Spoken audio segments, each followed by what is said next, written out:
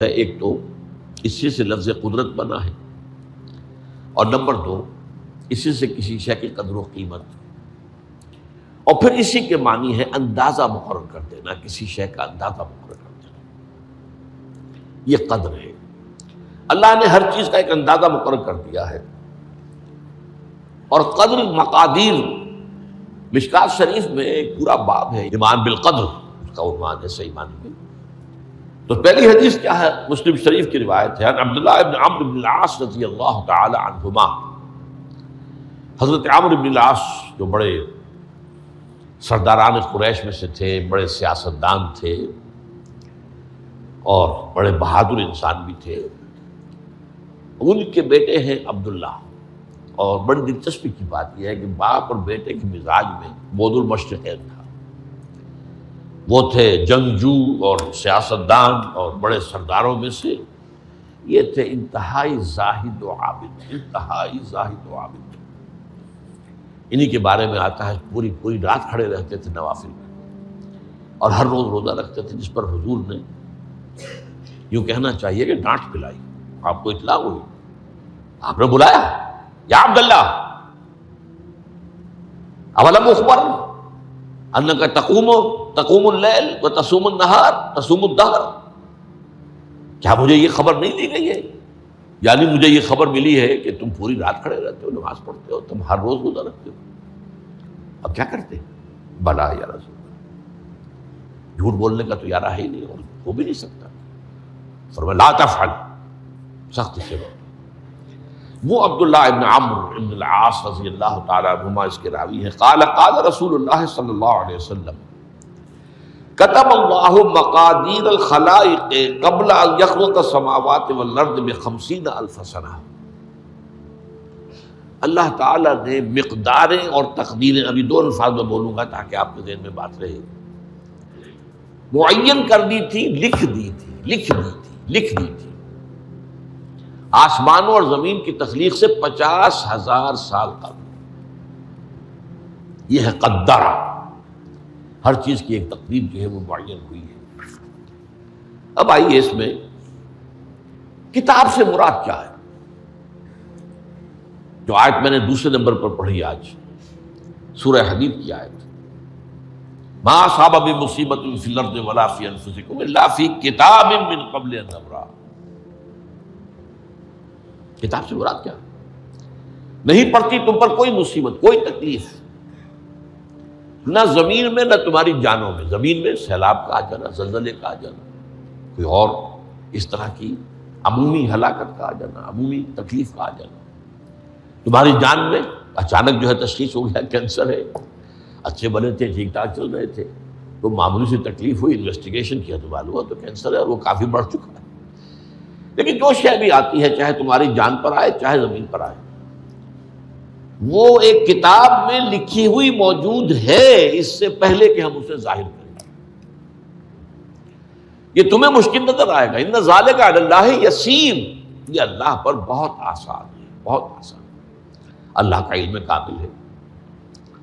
تو معلوم ایک بات جان لیجئے کہ حقیقت کتاب سے مراد اللہ کا علم قدیم ہے۔ اللہ کا علم حادث نہیں ہے، معاذ اللہ ثم معاذ اللہ، کہ کوئی شے ہوئی تو اس کے علم میں آئی۔ یہ ہمارے ہاں بعض گمراہ فرقوں کا عقیدہ ہے، اسے بدع کہتے ہیں، کہ اللہ کے علم میں بدع بھی ہے، یعنی کسی واقعے کے ظہور کے بعد اس پر کسی شے کا منکشف ہونا، معاذ اللہ ثم معاذ اللہ، یہ شان خداوندی سے بہت بڑی ہے۔ وہ تو عالم ما کان و ما یکون ہے، جو بھی کچھ تھا اور رہا ہے آج تک ہمیشہ سے ہے، اور جو بھی کچھ ہوگا وہ سب اس کے علم میں آن واحد میں موجود ہے۔ آن واحد، یہ آن واحد کے لفظ کو اچھی طرح سمجھ لیجیے۔ مجھے سب سے پہلے تجربہ ہوا تھا، یہ سن میرا خیال ہے کہ 67-68 کی بات ہے، میں نے پہلا ہفائی سفر کیا تھا لاہور سے کراچی۔ اس وقت فوکر چلتا تھا، فوکر فرینڈشپ، چھوٹا جہاز کے چڑیا والا، اور کرایہ 90 روپے تھا نائٹ کوچ کا۔ آپ تصور کیجیے۔ تو میں، چونکہ مجھے جغرافیہ سے دلچسپی ہے اور فوکر زیادہ اونچا نہیں ہوتا، تو میں دیکھتا جا رہا تھا کھڑکی سے، اس وقت ہم کہاں پہنچ گئے، اب کہاں پہنچ گئے، اب جو روشنیاں نظر آ رہی ہیں کس شہر کی ہیں۔ یہ اکاڑے کی آ گئی، یہ ساہیوال کی آ گئی، یہ آگے اور آگے آئی۔ ایک دم میں نے دیکھا کہ 3 شہروں کی روشنیاں میں ایک وقت دیکھ رہا ہوں، لودھرا، بہاولپور، سماسٹا۔ مجھے خیال آیا کہ جب میں ٹرین سے سفر کرتا ہوں، کراچی جاتا ہوں، تو لودھرا پہنچتا ہوں تو میں سمجھتا ہوں کہ ابھی بہاولپور آدھا گھنٹے بعد آئے گا، وہ مستقبل کی شے ہے میرے لیے۔ بہاولپور پہنچتا ہوں تو لودھرا میرے لیے ماضی کی بات بن جاتی ہے، آدھے گھنٹے پہلے لودھرا آیا تھا، اور آدھے گھنٹے کے بعد جو ہے سماسٹا آئے گا، وہ میرے لیے مستقبل بن گیا، لودھرا ماضی بن گیا۔ لیکن اس بلندی پر میں بیک وقت دیکھ رہا ہوں لودھرا کو بھی اور بہاولپور کو بھی اور سماسٹا کو۔ یہ معاملہ جو ہے اس کو 1 ملین بلین سے ضرب دے لیجئے، اللہ تعالیٰ اس بلند مقام سے دیکھ رہا ہے جہاں اس کے مشاہدے میں، اس کے علم میں ماضی اور مستقبل کا کوئی سوال ہی نہیں۔ آنے واحد، آنے واحد، آنے واحد۔ تو یہ در حقیقت کتاب جسے کہا گیا قرآن مجید میں بار بار بہت جگہوں پر آیا، تو یہ کتاب جو ہے در حقیقت اللہ تعالیٰ کا علم قدیم، اس میں سب کچھ موجود ہے، ہمیشہ سے موجود ہے، لکھا ہوا موجود ہے، اور کوئی غلط نہیں ہو سکتا۔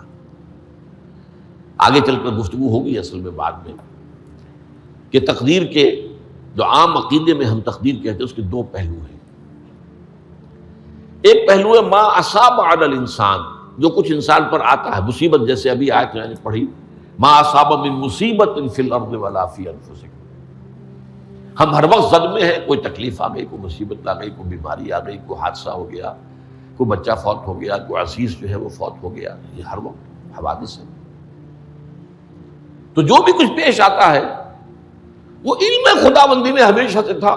یہی وجہ ہے کہ ایک اور حدیث ہے ابن الدیلمی سے، لمبی حدیث ہے وہ، لیکن اس کے اندر جو آخری ٹکڑا ہے وَتَعْلَمَ، یعنی انسان کے نجات کے لیے لازم ہے کہ یہ بات بھی تم جان لو انما اصابک لم یکن لیخطئک وانما اخطاک لم یکن لیصیبک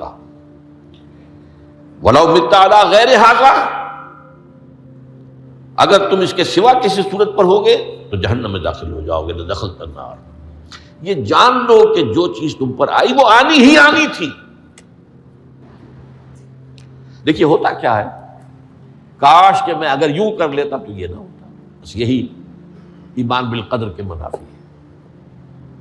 جو ہوا ہے وہ اللہ تعالیٰ کے ہاں تو پہلے سے طے تھا، ہونا ہی تھا، تمہاری کوئی تدبیر، کاش کہ میں اس وقت یہ کر لیتا۔ یہ لو، اسی لیے ایک حدیث میں الفاظ آئے ہیں ان کلمۃ لو تفتح عمل الشیطان، اس لو